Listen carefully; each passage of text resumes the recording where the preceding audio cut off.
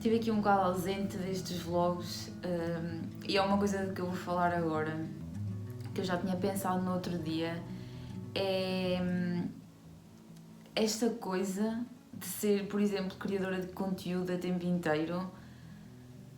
Eu venero essas pessoas de género. Não quero dizer que isso invalide todo o trabalho que outras pessoas têm, que não tem nada a ver com a criação de conteúdo, mas sendo eu uma pessoa que tem algum fascínio por essa modalidade e por esse tipo de trabalho, ser criador de conteúdo exige tanto esforço.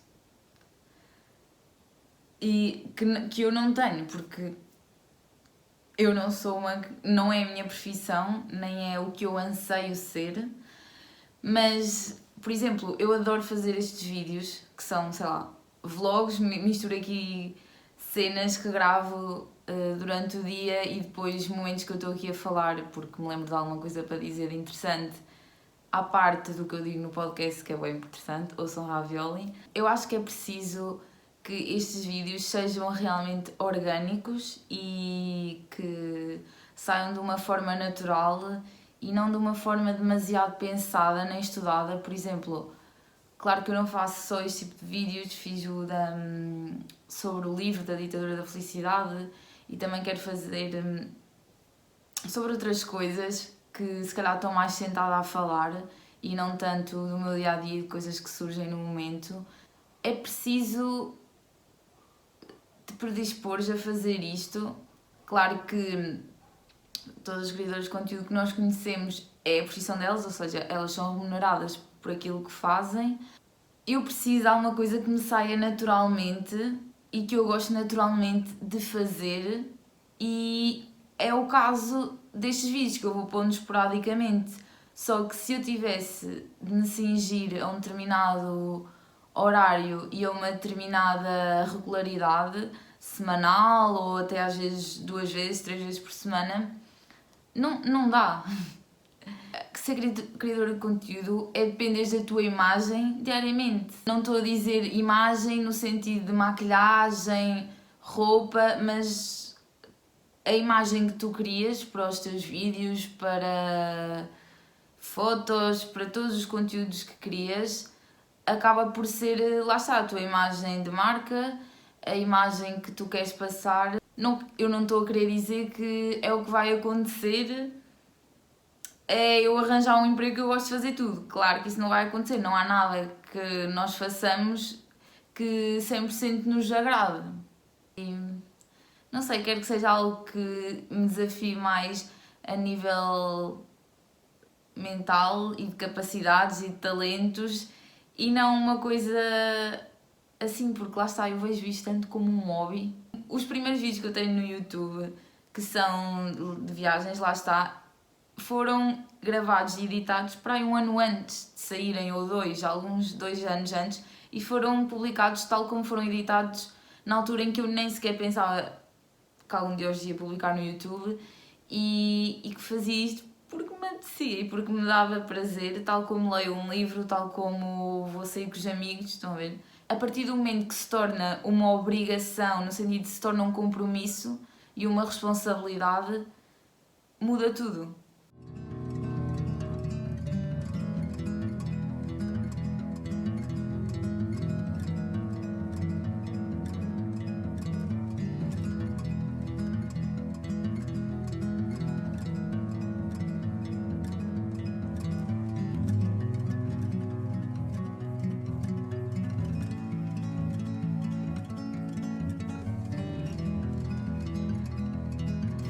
Hoje decidi ir toda monocromática,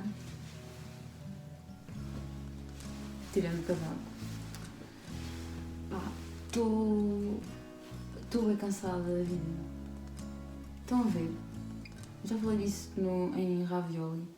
Fui sair na quinta, fiz direta e ainda estou a recuperar. Tipo, eu ando extremamente cansada. Claro que eu não durmo durante o dia e tenho coisas para fazer, portanto também não posso estar aí sempre a descansar, mas fico exausta. Preenchi um inquérito sobre a qualidade do sono após a pandemia nomeadamente se eu já tive Covid, já tive 2 vezes.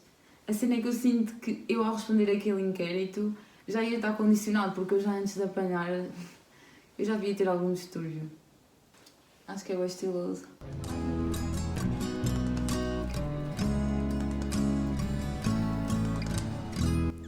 Venho fazer aqui o vídeo, o conteúdo mais importante e mais aproveitável de sempre, que é ler os meus diários num episódio Ravioli, e eu vou fazer isso, e portanto eu vou ler aqui algumas coisas que não vou ler lá, obviamente, e provavelmente lá vou aprofundar mais as coisas e perceber como é que a minha cabeça funcionava, enquanto que aqui eu vou só ler cenas à toa. Este foi o meu primeiro diário. Eu lembro-me que eu recebi este diário quando me caiu um dente, e foi tipo a fada dos dentes. Era da Hello Kitty. E depois também tenho este aqui, já perdeu um olho, que tem cadeado e tudo, que é tipo mesmo um diário. E depois ainda tenho outro. Malta, a minha vida era cheia, a minha vida era preenchida, que é este, da Imaginário. Só que este é daqueles que se escreve com uma caneta transparente, tem que se ver com luz negra. E a ceninha de luz que vinha com isto não funciona. E eu pensei, eu posso usar as luzes LED do quarto que eu tenho. Só que tipo é de dia.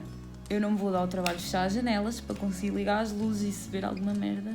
E depois não ter aqui nada de jeito. E ainda por cima este foi o meu último, portanto deve ter aqui só palavras-passe das primeiras redes sociais que eu tive. O diário eu comecei a escrever em 2009.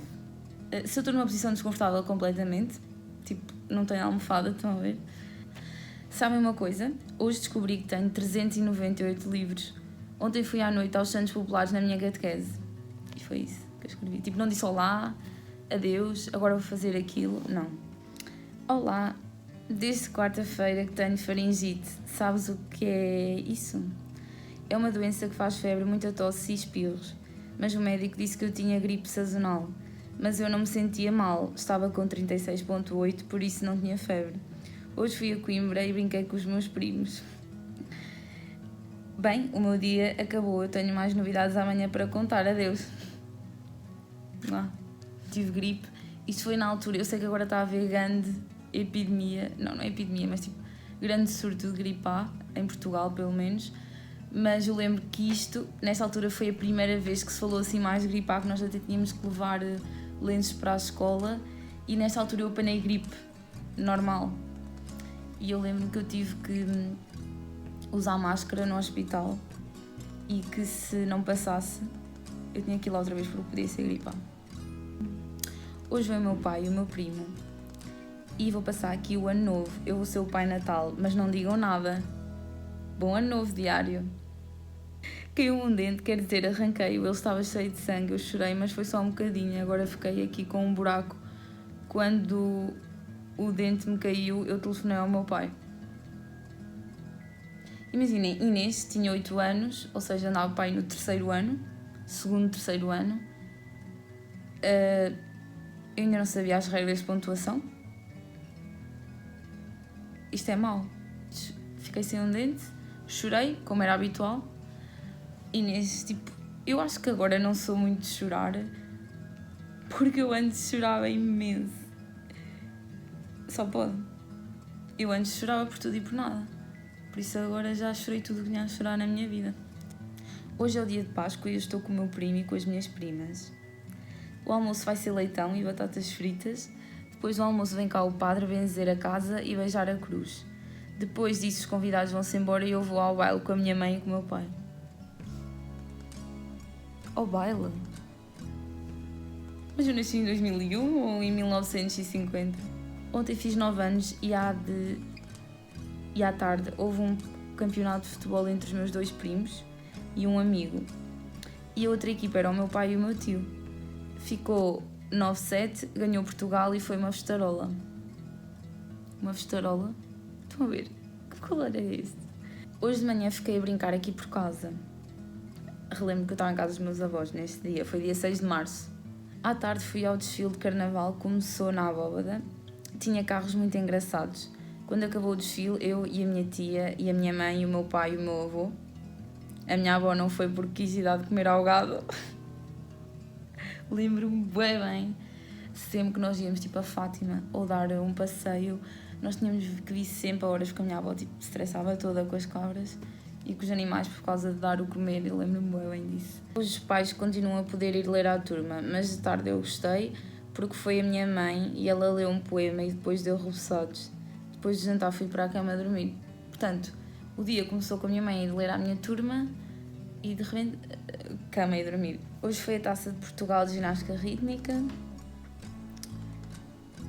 A Escola de Ginástica de Aveiro ficou em 13º a nível nacional, mas no ano passado ficámos em 8º. Depois vi quem é que ficou em primeiro lugar e tal. Depois da prova, um jantar organizado pela EGA. Quando cheguei a casa fui tomar banho e depois fui para a cama dormir. Já li algumas partes e por acaso tem cenas bué deep, mas claramente ainda consigo ser muito infantil no que eu escrevi.